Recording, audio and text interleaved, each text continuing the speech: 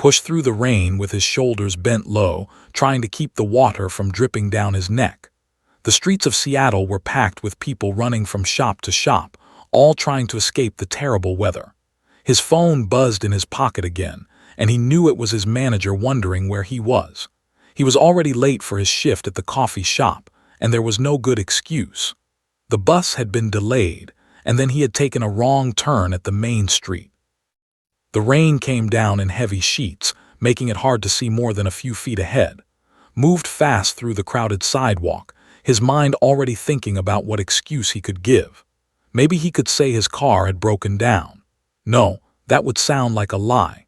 Maybe he could just tell the truth and hope his manager would understand. The coffee shop was busy most afternoons anyway, so they probably needed the help more than they needed his excuses. He did not see her until it was too late to stop. His shoulder hit something solid and warm, and suddenly he was falling. The wet ground came up fast, and he landed hard on his hands and knees. The rain splashed around him, and he felt the cold water soak through his jeans. He pushed himself up quickly, angry at himself for being careless. A woman lay on the ground a few feet away. She was struggling to get up, her long dark hair soaking wet and stuck to her face. Moved toward her fast, reaching out his hand to help her stand. "I am so sorry," he said, his voice quick and worried. "Are you okay? I was not looking where I was going." The woman took his hand and pulled herself up. When she looked at him, felt something strange happen inside his chest. Her eyes were not the normal color of human eyes. They were a bright purple color, almost like someone had filled them with violet light. Her skin was smooth and pale, with a faint glow that made her look like she was lit from inside. She was dressed in clothes that were expensive and well-made, but the style was odd.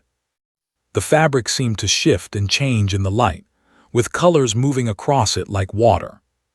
She moved with a grace that seemed unnatural, as if her body knew a way of moving that human bodies did not usually know. When she stood, she brushed the water from her clothes with careful, precise movements. She turned to look at, and her violet eyes studied his face for a long moment. "I am the one who should apologize," she said. Her accent was strange and musical, like she was singing the words instead of speaking them. Each word was spoken slowly and clearly, as if she was thinking hard about how to pronounce it correctly.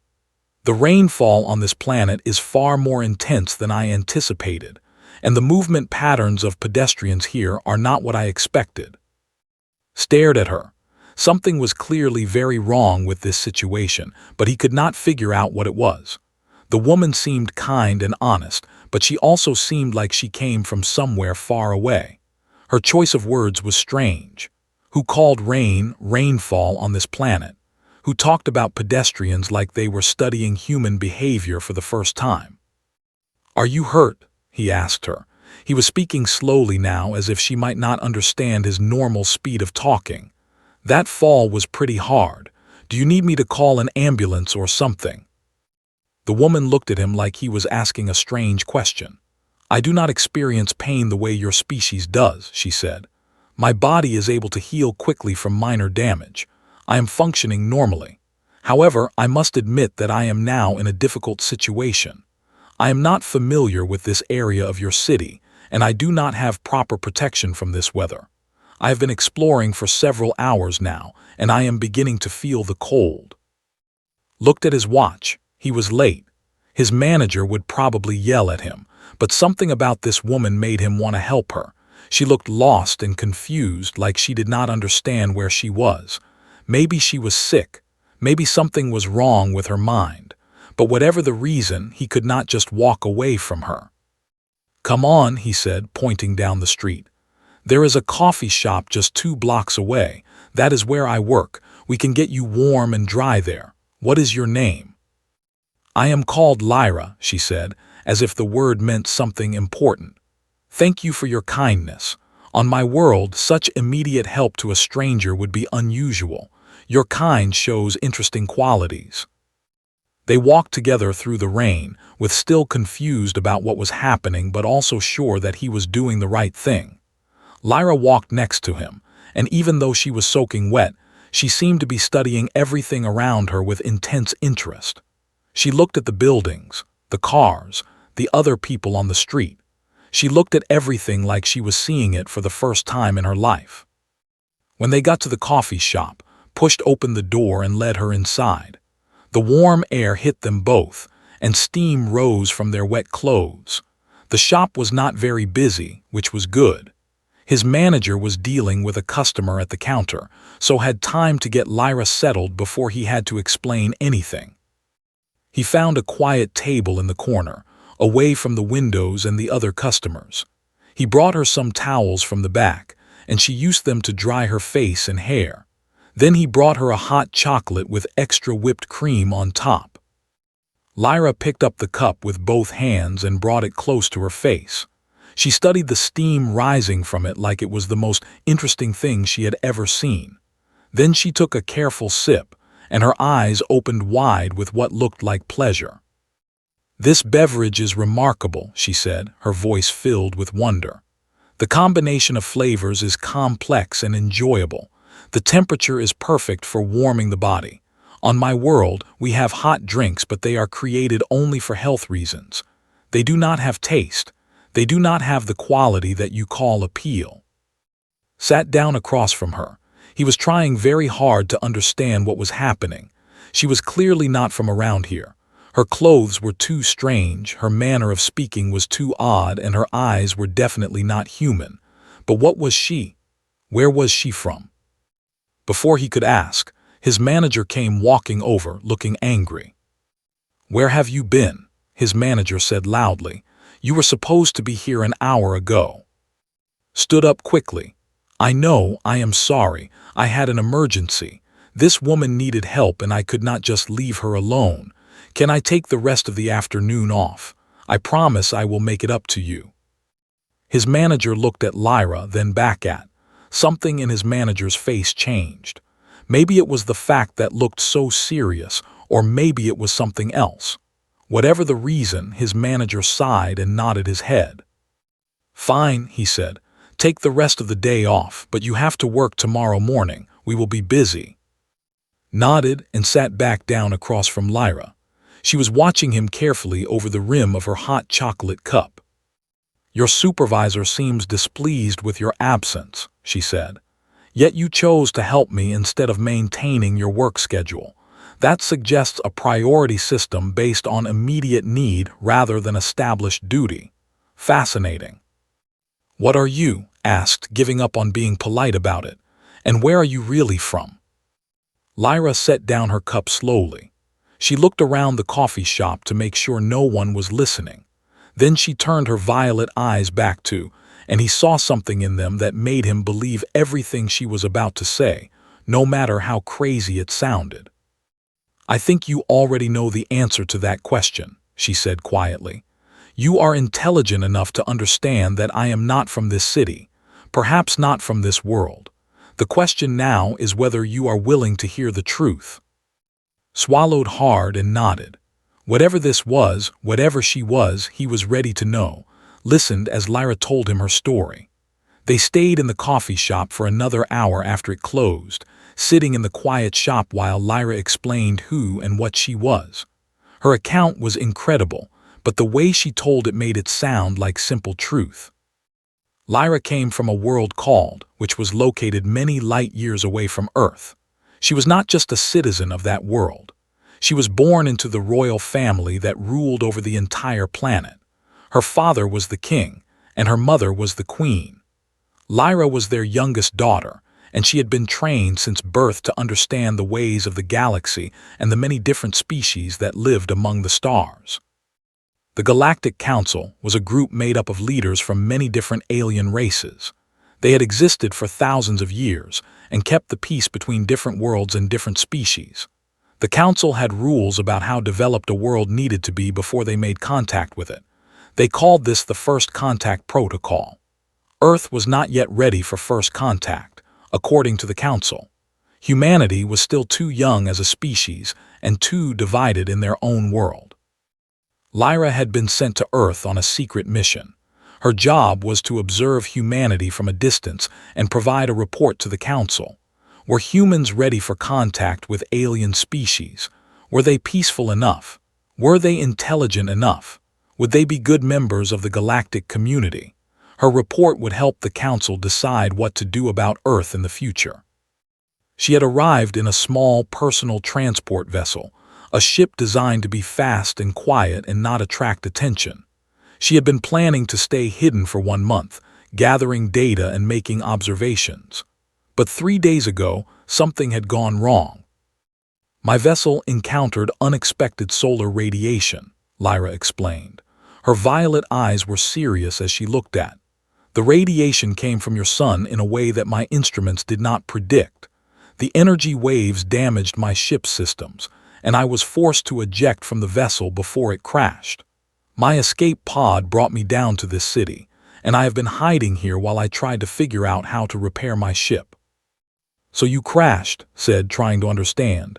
Your ship crashed because of the sun. In simple terms, yes, Lyra said. My ship is damaged but not beyond repair. However, there is a problem that makes my situation much more serious. There are others on this world now, others who are not here to observe and report. They are here to capture me. Felt his stomach become tight.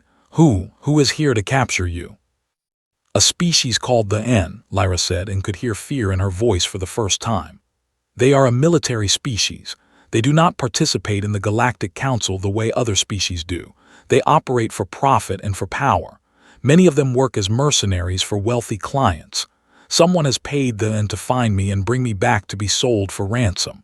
My family would pay any amount of money to get me back safely. They know this. For them, I am worth a fortune.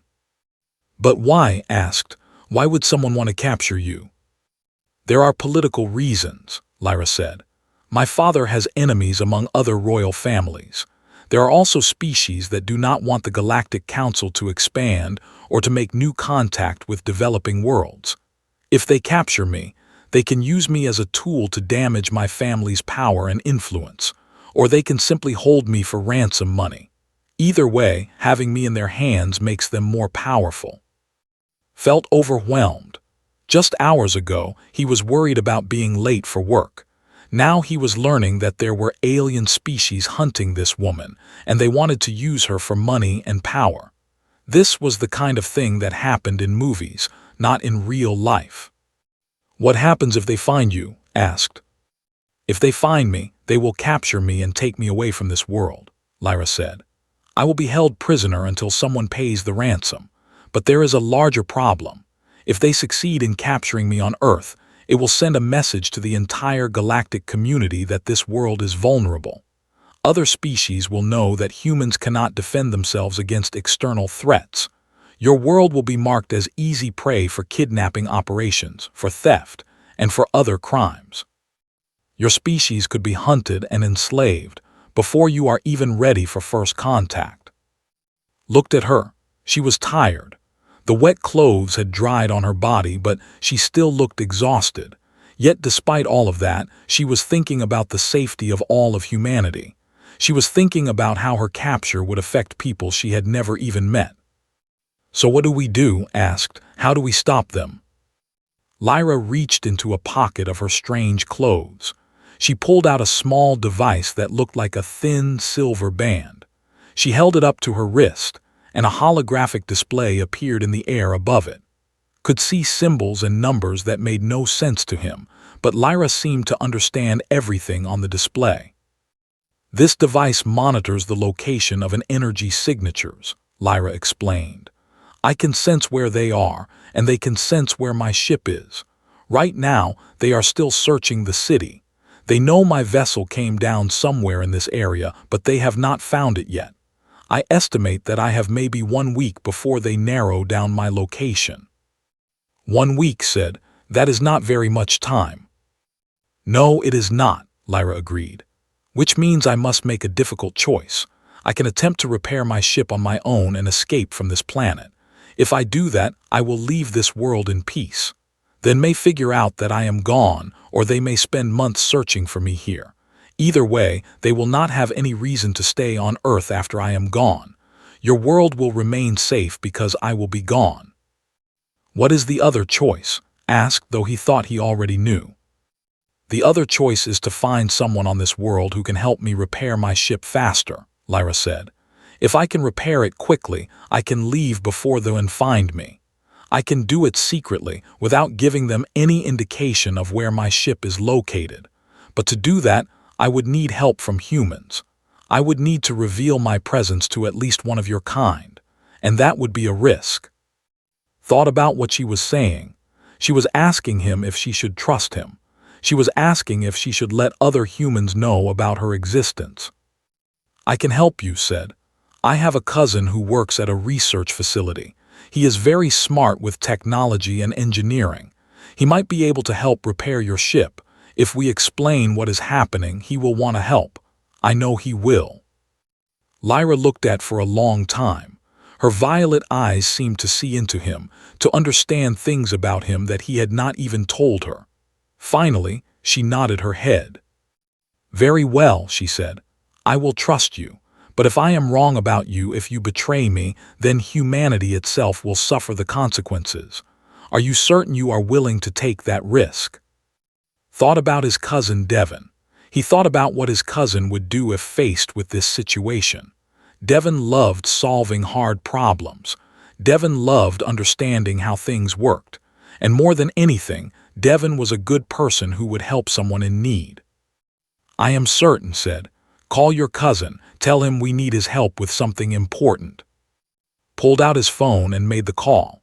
His cousin answered after 3 rings, sounding confused and irritable. Devon, said, I need a favor, a big favor. Something important happened and I need your help with a technical problem. Can I come to the facility? Can you meet me there? There was a pause on the other end of the line. Then Devon sighed. What did you do this time? Devon asked. I have not done anything wrong, said, but I met someone who needs help, and you are the only person I know who can provide that help. Please, Devon, I would not ask if it was not important. Fine, Devon said. I can meet you at the facility in about an hour, but this better be good. I am risking my job here. Ended the call and looked at Lyra. She was looking out the window at the rain, which had finally started to slow down. The city was becoming darker as night fell on Seattle. We should go, Lyra said. The sooner we reach your cousin, the sooner we can begin the repair work. They stood up and left the coffee shop. As they walked towards car, Lyra looked up at the sky. In the distance, could see some strange lights moving across the clouds. He wondered if those were in ships, already searching for her. He wondered if they had already started hunting. If they had, then the race was on. And if they had found Lyra before they could repair her ship and get her away from Earth, then everything would change. Not just for Lyra, but for all of humanity. The research facility was located in a building that sat on the edge of the city, surrounded by fields and forests. It was designed to look like an ordinary office building, but inside it was filled with computers, machines, and technology that was far more advanced than what most people would expect to find. Devon met them at the front entrance, looking confused and skeptical. Okay, Devon said, crossing his arms. I have taken you here after hours, and I am risking my security clearance. So whatever problem you have, it better be something incredible. Exchanged a glance with Lyra. She nodded slightly, as if to say that it was time to tell the truth. Devon was about to find out that his world had just gotten much larger. Devon, I need you to stay calm, said. There is something I need to show you. Something that will change everything you believe about what is possible on this planet. They led Devon into a private laboratory on the 2nd floor. The room was filled with equipment and computers, but it was empty of people. Lyra stood in the center of the room and waited. Then she reached up to her wrist and removed the silver device. She pressed it, and suddenly a holographic display appeared in the air above it, showing symbols and numbers and diagrams that looked like they came from science fiction movies. Devon's face went pale. His mouth opened and closed like he was trying to say something but could not find the words. What is this? He said finally. Where did that device come from? My name is Lyra, the woman said, stepping forward. I come from a planet called which exists many light years away from your world. I am a member of the royal family of my world. I was sent to Earth to observe your species and provide a report to the Galactic Council. However, my vessel has been damaged by unexpected solar radiation, and I require assistance with repairs. Devon looked then at Lyra, then at the holographic display, and then back at Lyra again. His expression cycled through confusion, disbelief, wonder, and finally acceptance. "You are an alien," Devon said, and it was not a question. "Yes," Lyra confirmed, "and I require your technical expertise to repair my vessel before hostile forces find me on this world." For the next hour, Devon asked questions while Lyra answered them. She explained basic information about her world, about the Galactic Council, and about the threat posed by the UN. Devon moved from disbelief to curiosity to fascination. Finally, he seemed to understand that what Lyra was telling him was the absolute truth. "Show me what needs to be fixed," Devon said, his skepticism giving way to the pure desire to understand and solve problems. Lyra led them to a secure storage area in the basement of the facility. Hidden behind a false wall was her vessel. It was small, about the size of a large car, but it was clearly not made by humans. The metal was smooth and seemed to shimmer with internal light. There was no visible seam where the door was, and the technology was unlike anything Devon had ever seen. Devon moved closer, his hands shaking with excitement and wonder. "This is the most incredible thing I have ever seen," he whispered. "The material science alone would revolutionize everything we know about engineering." Lyra took out a damaged component from a compartment in her ship. It was about the size of a small box, with circuits and technology visible on all of its surfaces. She held it out to Devon. "This component regulates the energy systems of my vessel," she explained. "It was damaged by the radiation burst. Without it, I cannot generate enough power to leave this planet's atmosphere. With your technology and your knowledge, perhaps you can repair it or create a replacement." Devon took the component carefully, as if he was handling something that might break if he was not gentle. His eyes moved across its surface, studying every detail. Within a few minutes, he was already thinking about how it might work and what materials might be needed to fix it. "I need about 6 hours," Devon said. "Maybe 8 to be safe. But I think I can do this. The physics is different from what we have theorized, but the underlying principles are similar to some things we have been working on here. If I can figure out the correct materials and the correct specifications, I can build a replacement component." "How much time do we have before they find us?" asked Lyra. Lyra checked her wrist device, and her violet eyes became more serious. "My sensors are detecting energy signatures that are moving closer to the city. The N are searching in an expanding pattern from the center of where my vessel crashed. I estimate we have approximately 12 hours before they narrow their search to this area. We are fortunate that this facility is located outside the main city. It may give us additional time." They set Devon to work immediately. He began working with intense focus, using tools and equipment to examine every aspect of the alien component.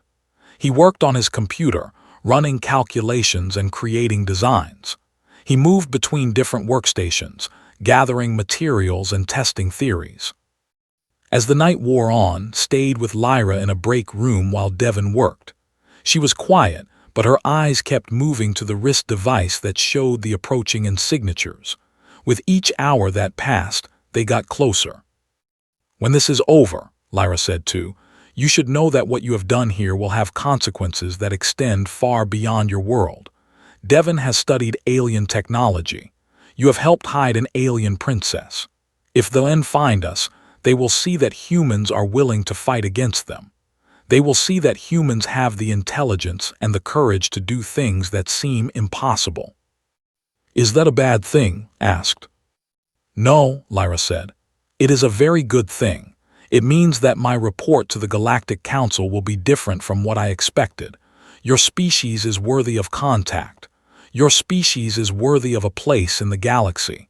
That is something that will take time and preparation, but it will happen.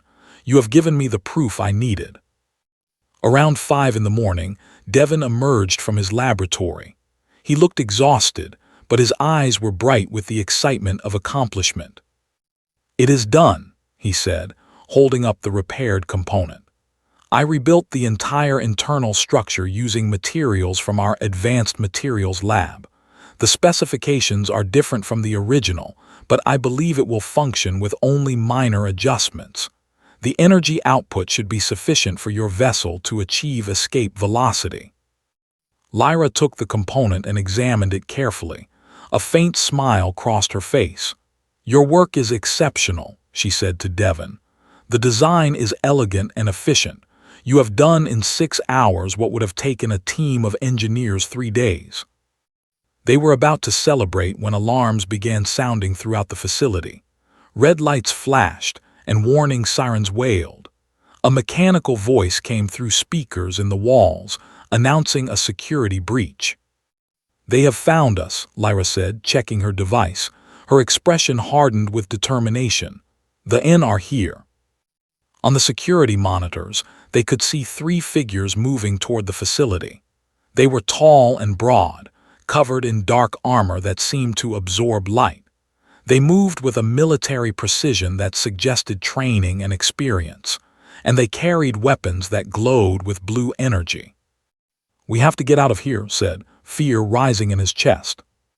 But Lyra shook her head.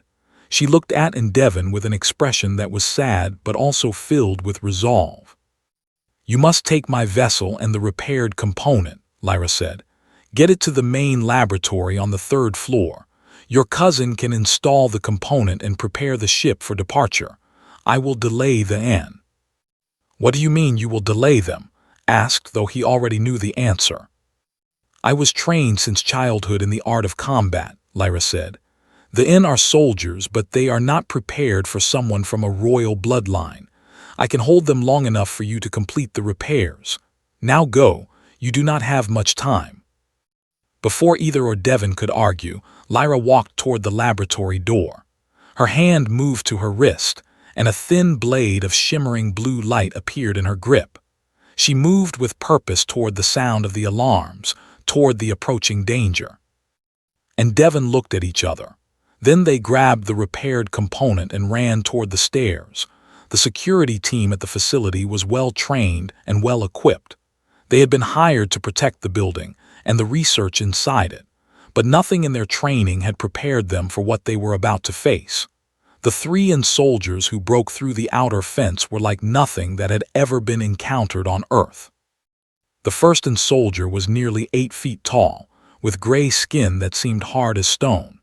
His armor covered every part of his body except his face, and his face was marked with scars that told stories of countless battles.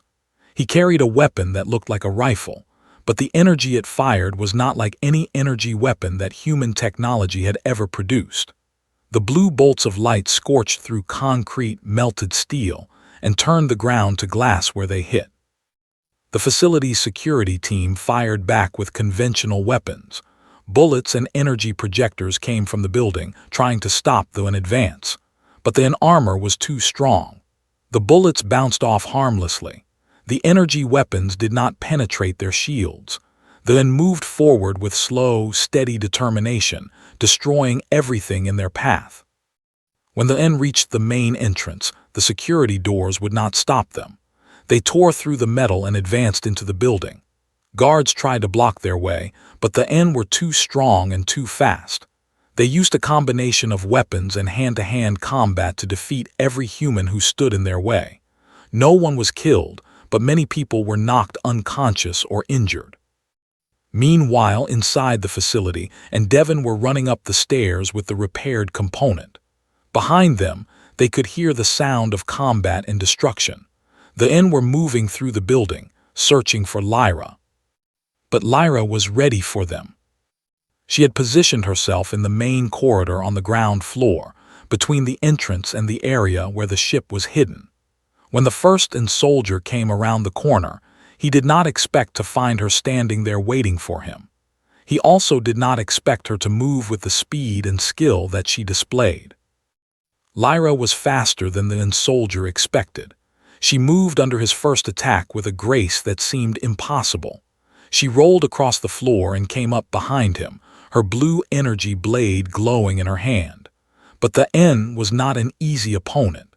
He spun around and brought his weapon to bear, trying to blast her with his energy weapon. Lyra twisted into the attack instead of away from it. The energy bolt grazed her shoulder, burning through her clothes and scorching her skin. But she did not cry out in pain. Instead, she used the momentum of the blast to close the distance between them. She moved with the kind of combat training that only came from a lifetime of preparation. The battle was brutal and fast. The soldier was strong and experienced, but Lyra was faster and more adaptable. She used his size and strength against him, redirecting his attacks and striking at weak points in his armor. After a few minutes of intense fighting, the soldier fell, stunned and unable to continue. He collapsed to the floor, blood running from a wound on his arm. But the other two soldiers were already close behind him. They moved into the corridor together, coordinating their attacks with military precision. They fired their weapons at Lyra while moving to surround her. It was a tactic designed to overwhelm an opponent by attacking from multiple directions at once. Lyra had to move constantly to avoid the energy blasts. The floor around her turned to glass and melted where the bolts hit. The walls were scorched black, but she kept moving, kept fighting, kept pushing forward. She was not fighting to win anymore. She was fighting to delay them, to keep them away from and Devon long enough for them to escape. The second soldier was faster and more skilled than the first. He anticipated some of Lyra's movements and adjusted his tactics accordingly. When Lyra tried to close the distance, he fell back and fired more energy bolts.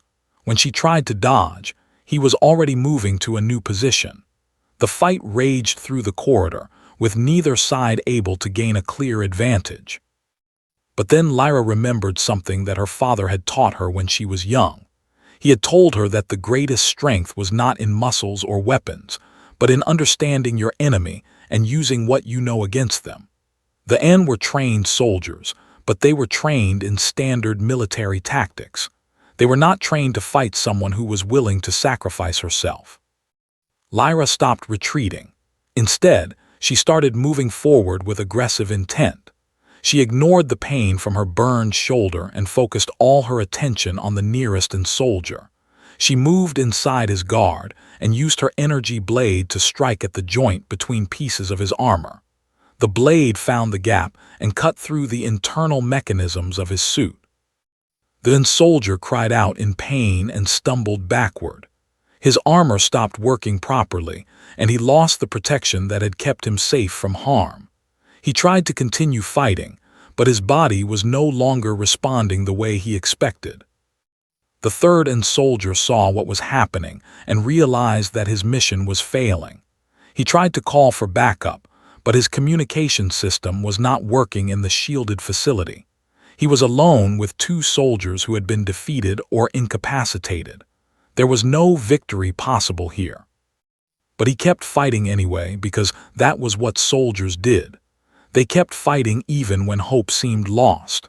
And Lyra kept fighting too because she had a purpose that was greater than her own survival.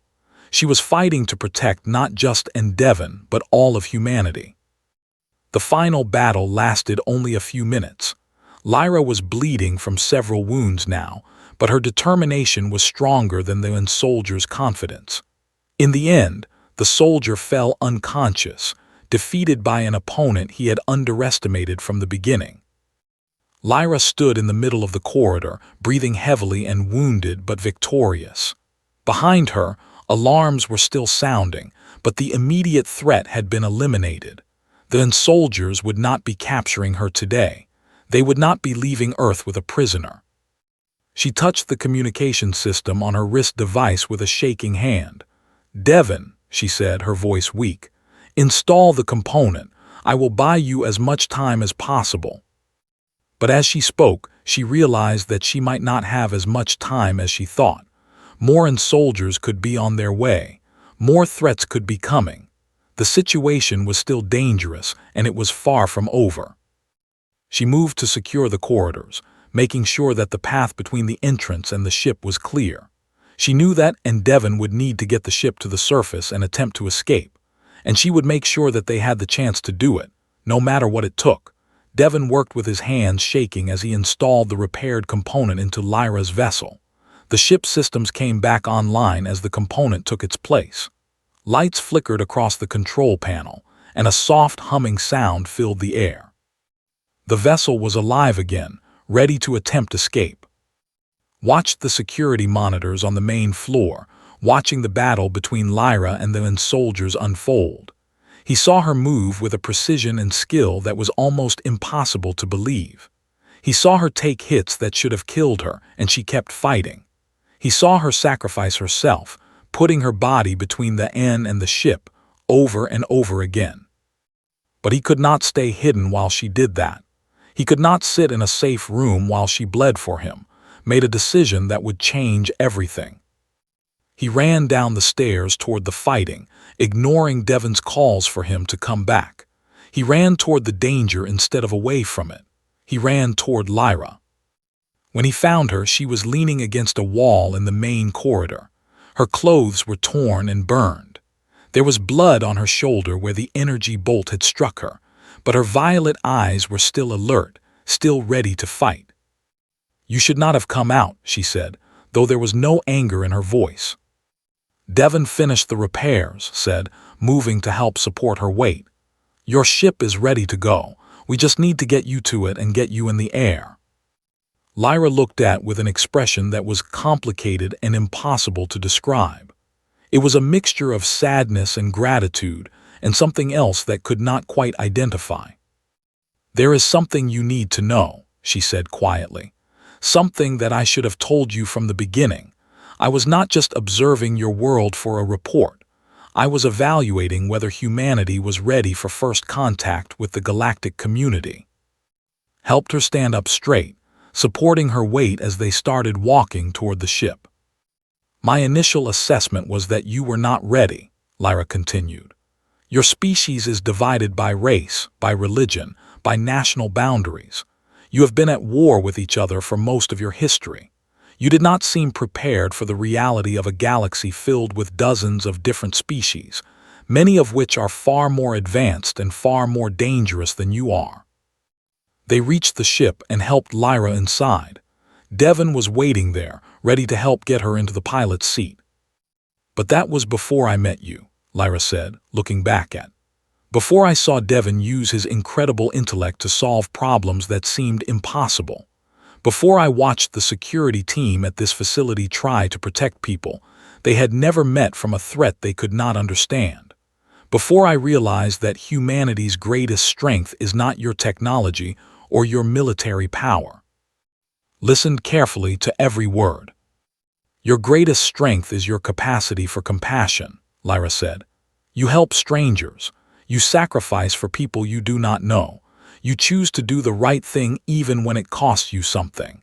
Those are the qualities that make a species worthy of a place in the galaxy. Those are the qualities that matter more than weapons or technology." Devon finished programming the ship for launch. "It is ready," he said. "The component is installed and integrated with the ship systems. You can launch whenever you want." But Lyra did not move toward the pilot's seat. Instead, she looked at both of them with an expression of deep respect. "When I report to the Galactic Council," she said, "I will recommend that humanity be given additional time to develop naturally, without interference. But I will also recommend that limited contact be established with your species. Your world will be monitored carefully and protected from the worst threats of the galaxy. And in perhaps 50 years, maybe less, your species will be ready to join the galactic community as full members. Your world will take its place among the stars." The ship began to move.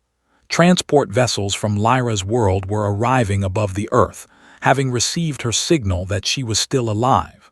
Then soldiers who were still conscious retreated from the facility, knowing that they had failed in their mission. "What happens to you now?" asked. "I will return to my world," Lyra said. My family will be relieved to learn that I am alive. Then soldiers will be handed over to the Galactic Council for justice, and you and Devon will return to your normal lives, except that you will know the truth. You will know that your world is not alone in the universe. You will know that you are part of something much larger. The ship rose into the air, moving through the atmosphere toward space, and Devon watched from the ground as it disappeared into the night sky, heading toward the transport vessels that waited above the clouds. In the weeks that followed, a story had to be created to explain what had happened. The damage to the facility was blamed on an industrial accident. Then soldiers were never mentioned in any official report. A few people at the highest levels of government learned the truth, but they kept it secret. The world went on as it always had, unaware of how close it had come to a permanent change. But knew the truth. Devon knew the truth, and that truth changed everything about how they understood their place in the world. 5 years later, received a message through a secure communication channel. It was from Lyra. She had returned to Earth in a ship that would not attract attention. She had grown more beautiful, her violet eyes somehow deeper and more knowing. She had come back to see him and to bring news. "The Galactic Council has voted," she told him in the darkness of a secluded location. "First contact protocols are being established. In 10 years, your world will be introduced to the galactic community officially. You and Devon will be part of that introduction. You will help humanity take its first step toward the stars." Felt his heart race. Everything was changing. Everything that he had imagined for his world was becoming real. "I have also come to ask you something personal," Lyra continued. "I have spent the last 5 years thinking about the day that we met, about how you stopped to help a stranger even though it cost you something. I would like to ask if you would be willing to help me now. Not because I need protecting, but because I want to spend more time with you. I want to understand your world and your species through your eyes. I want to learn what it means to care for someone from a different world." Stepped forward and took her hand. Her skin was warm and soft, and it felt right to be holding it. "I would like that too," he said. In that moment, standing in the darkness with an alien princess, realized that everything had changed on the day that he ran into her on a rainy Seattle street. He had thought it was a chance accident, but now he knew better. It had been the moment that his world's history had changed direction. 50 years later, when the first human representatives took their seats in the Galactic Council, was there. He was older now, his hair gray and his face lined with the experience of decades, but his eyes were still bright with wonder at the universe that had been revealed to him. Lyra stood beside him as the vote was taken. Humanity, with all of its flaws and all of its strengths, was officially welcomed into the galactic community. Species that had never seen a human before now knew that there was a new member in their galaxy. A species from a world called Earth, a species that had earned its place through courage and compassion and the simple human quality of helping others. And it had all started with an accident on a rainy street in Seattle, when a man had bumped into a stranger and stopped to help her up.